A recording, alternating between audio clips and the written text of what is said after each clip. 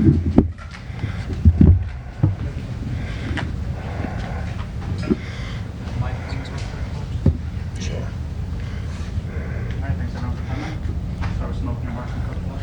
as always, thanks for joining us for today. Before we kind of turn the page on last week, I definitely want to shout out our student section. You know, these past 3 home games, we've had the opportunity to be here in the Shell. They've really come out full force, and their energy, you know, our players have fed off the energy that they bring, and we hope, as always, that they continue to show up and show out and make that a great environment for us when we return home in a couple of weeks. But obviously now our focus is on Michigan State. First road test, first opportunity for us as a football family to hit the road together. You know, we made it through our non-conference schedule. We did what was necessary, but we also realized that, you know, the things we did in those 3 games aren't sufficient because we haven't, you know, we still are work in progress and still have some things to get cleaned up, which I know we will. Obviously, when you go on the road to a place like Michigan State, you have to prepare your team. You know, their student section sits right behind your bench. They're loud. They're obnoxious at times, and I can tell you that it's a tough environment to go in and play for the first opportunity for a bunch of the players that are new to our program. We really felt like, again, we did some good things in the non-conference schedule, but it's a whole new ball game when you enter conference play, and it'll be a very challenging game for us on the road against a team coming off of a tough loss, dealing with adversity as a program, and having been a part of some of those teams. As I told our team, what we saw on tape a week ago will not be the team we face on Saturday, because now they'll have a little more time now to kind of galvanize. I would expect that they'll do a tremendous job of coming together. We've seen that here in our program before, when team comes together and they take on that us against the world mentality, and so we expect to get their best on Saturday. As I told our team, you know, championship teams don't wait till they get punched in the mouth to respond. That's something we've kind of done the last couple of weeks, and, you know, as I've said before, you know, I've seen enough proof that we're a different team when it comes to facing adversity, and I like to see us get back to our standard of starting fast and finishing strong. So that's our expectation going into Saturday. The captains for this week are Talia Tungavailoa, Sean Greeley, and Bo Braid will serve as our game captains heading up to East Lansing. And with that, I'll open it up to questions. Good afternoon, Mike. Hey, Dave. After the non-conference schedule, you guys lead the Big Ten in total offense as well as third down conversion percentage. What do you, after looking at the tape from the last 3 games, what is the connective tissue with the way that you guys have been executing on offense, and what are you still looking for as far as what you guys can do? Yeah, that's the irony of it. You know, you can put up numbers and create big plays and still not necessarily execute at a high level, and that's the part where, you know, as a play caller in my past, that when you get your best players the ball, they usually make plays for you. But I can tell you, on offense, it has not been as clean as maybe those stats suggest. You know, getting our guys lined up, you know, has been a chore. And you know, went back, watched the tape. You know, the ball was in the middle of the field a lot this game, this past week, which is not normal, and it affected how we get lined up to get lined up quick. So we've had to get that corrected. But, you know, we've got playmakers on our offensive side of the ball, which allows us to create these explosives. But the offense has not been as clean as myself, Josh, or anybody on the offensive side would like to see us from a execution level. But we are making big plays, and we understand that big plays now probably play as much a role as anything in terms of wins and losses. Teams that generate explosives and minimize them typically win games. Hey, right, Mike. Gene, what's up? Okay, man. What are some of the steps you can take to come out of the gate cleaner and sharper? And I imagine that's even more imperative on the road, where if you fall behind, it's even more difficult to come back and win. I mean, it's you know, obviously we always emphasize it. You know, one of the things that, you know, as I went back and evaluated, so the past 2 weeks, and I'll get into I'll bore you guys, but, you know, we track our guys in terms of the analytics of their player loads. And for the last couple of weeks, because we had 2 straight games, we had a Saturday late game and a Friday early game, we had to cut some things out of practice, and when we cut out of practices, we cut our good on good out.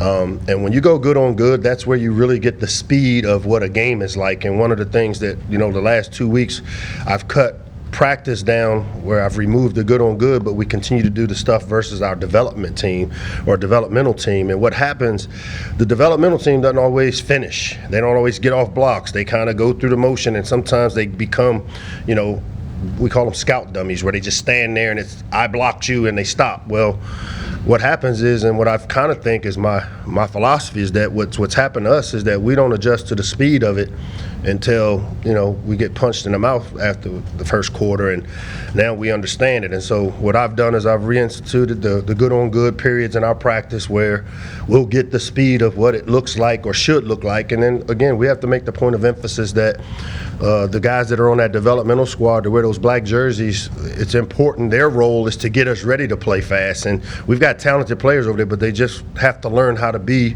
a good scout player for us to give us the look that we're going to need. And so I'm hoping getting back to getting the speed of it in practice allows us to not have that adjustment, because we haven't been a team in the past that have started out slow. We've traditionally on offense been a fast start team, and then defensively we've given up some yards, but we've given up some explosive plays off of, some of what I call trick type plays, the flea flicker.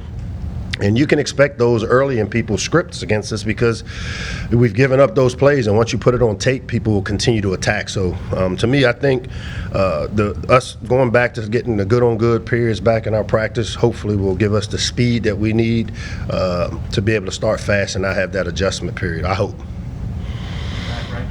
Sean, Hey, what's Coach.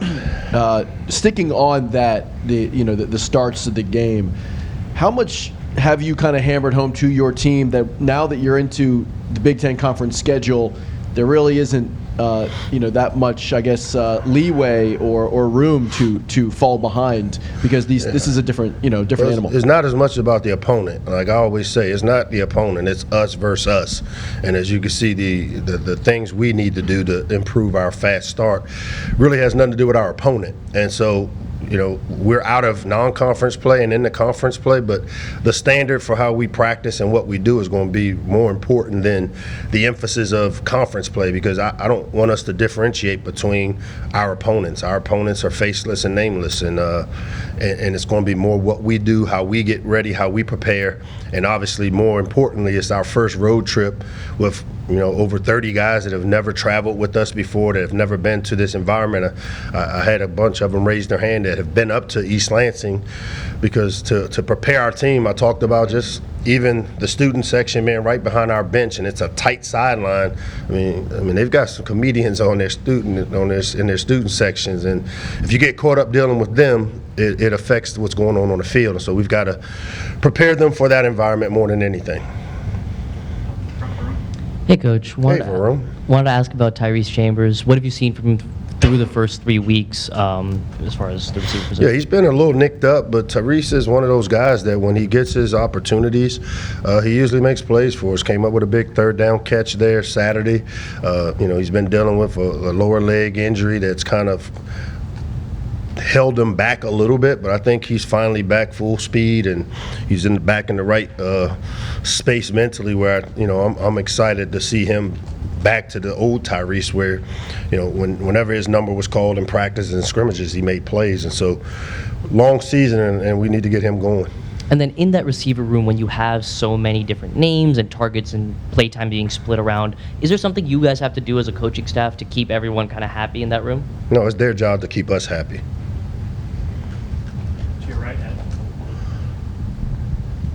Mike, I got two questions about Tarheeb Steele. All right, just only two, all right? Because some people ask six. With Deontay and Jacorian being drafted, how comforting is it to have someone like Tarheeb back in the secondary? And then what kind of growth have you seen from him this year? Yeah, Heeb is a guy that, he's almost like, it reminds me when I was at Bama and I had Jerry Jeudy and Ruggs and Smitty kind of was the forgotten guy because the other guys turned pro early. Well, Heeb was a guy that we sent his stuff into the NFL and he had a draftable grade, but I don't think it was where he would have liked to see it. But the people in our program know that he was as much a catalyst, but we've played him in the slot most of his career because of having those other two. And the slot corner position is it's a tough cover because you're going against their best guy and you've got the whole field to cover him. And I think over the last 3 years he's performed at a really high level for us. And so just as much as getting Jaishawn back here to have Tarheeb come back for his senior year was a huge deal for us. And now what I'm starting to see is the leadership out of him in terms of just taking on the role of developing those younger players that are behind him. And there's no doubt that he came up with some huge plays in the game Saturday. These are plays he's capable of making. As I've said, he's a guy that we could very easily play on offense as a receiver because of the type of ball skills he has and his knack for making plays. And so it was good to see him kind of get started with 2 picks, and I'm hoping that he continues to make those type of plays for us because we're going to need him down the stretch here. To your right, Brandon. Hey, Coach. What's up, Brandon? So the running back room, it seems like, has really expanded to 3 guys. I think they all had around 20 snaps last week between Roman, Antoine, and Colby. What do each of them kind of bring for the offense? What makes them unique? They all, Roman is the guy, he's, the smart, tough, reliable guy that, consistently makes plays. But then when you look and see what Antoine brings and his power, his ability in the short yardage as well as third down, one of the things about Twan, his ability as a pass catcher and route runner, if I were to say a third down back, he'd be the guy you want because of his physicality and protection, but also his ability to win in space as a route runner. For a big guy, he's got great feet and great hands, and so he's very complimentary to what Roman has been. And then Kobe is the changeup, and I'm so happy to see what Kobe has been able to do with the opportunities that he's earned. And I say not given because he's been one of those guys maybe a year ago that found himself in the doghouse, and as I'd like to say, I use playing time to correct behaviors. And you know what? He kept his head down. He kept plugging away, and Twan opened the door for him when he got himself put on the bench. And now Kobe made some plays, and we know that it's almost like the freshman Kobe is back, and he's been practicing really well. So we've got 3 guys there, and then you throw in some of the other guys. The running back room is, to me, it's one of our strengths, and we have to continue to find ways to keep them all involved. And then what kind of impact does it have having 3 different guys, especially that do so well in specific roles? What impact does that have on the group itself and the offense instead of maybe one guy doing all the work? I just think in this day and age, and if you've ever followed teams that I've had a chance to be a part of, whether it's as a coordinator here where we use multiple running backs with Javon and we had Fleet Davis and Anthony McFarland, we've always kind of rotated and played guys and find roles. I think the more you can create roles for really good players, it helps keep guys here, because, again, you don't get better sitting on a bench. We realize that. And, anytime we can create roles in our offense or defense for players to play and create value for themselves, it helps us as a team. So it's great to see guys be unselfish and know that, you're not going to play 60 plays. You'll probably play 40, but you'll get opportunities because it's all about the touches for us with the skill guys on offense. In the back, Brandon. Hey, Coach, how are you? What's up, Brandy?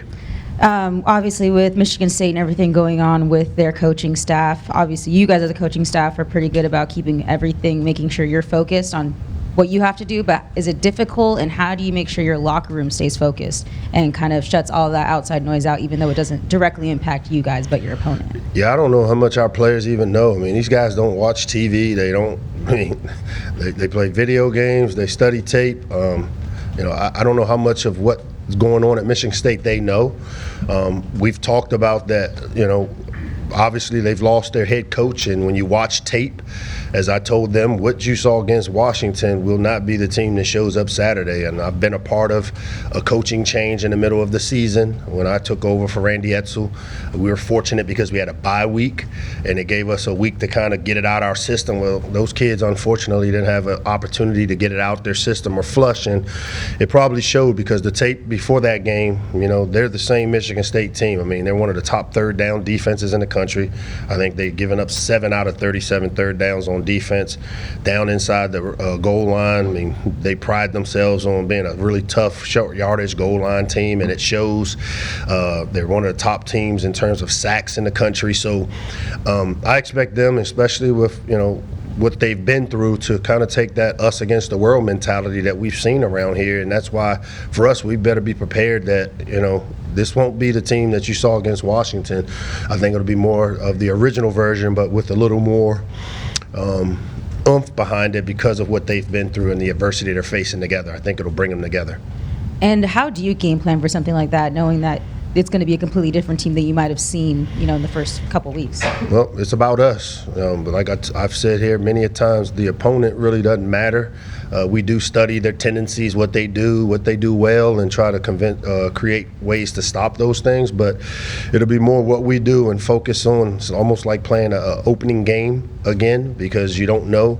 And so when you don't know what the opponent is going to do to attack you, you focus on yourself and making sure you're doing the things you do well. And for us, that's what we've tried to do as we prepare. Time for 2 or 3 more.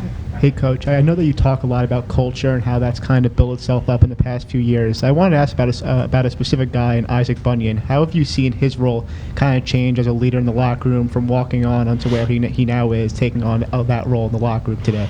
Yeah, Ike is one of those guys that even when he was a walk-on, he's on scholarship obviously now, but even when he came in as a walk-on, you never saw him. He didn't present himself like a walk-on. He's been a leader from day one. He was one of those guys we put on our leadership council as a walk-on to represent that demographic on our team. And, he came in here an engineering major. Now he switched over to poli-sci. And, he does a tremendous job in the community. He does a tremendous job in our locker room. He embodies what I would hope this program is all about, because you see him come in a kind of a shy, maybe introverted personality, and now he's a guy that, we see he's been our defensive player of the game. He's rotating in and playing a lot of plays for us and has really created value for himself within our program, and I think it gives hope to other guys that may come in as walk-ons. You see a guy like Connor Fagan starting 2 games for us and, coming in as a walk-on tight end, and if we're a developmental program, and Ike has benefited from our program, and we've benefited from Ike. The last one from Taylor. Hey, Coach. Taylor. With Jaishawn Barham last week, he played a season high in snaps, almost double what he did the previous week. Was that kind of intentional? Was there a matchup you saw that you can maybe exploit or an adjustment going into the week, or was that just kind of how the game ended up going? Obviously kind of how the game went. It was a tough game early. And our best players played quite a bit. Jaishawn is one of our leaders on the defensive side of the ball, really productive player. As we enter into our conference season, we realize we're going to need him. And so we continue to play the players and develop them throughout and have him ready to be able to go as we enter conference season. Thank you, Coach. Thanks, guys. Players are on the ranks. They should be here in about 2 minutes.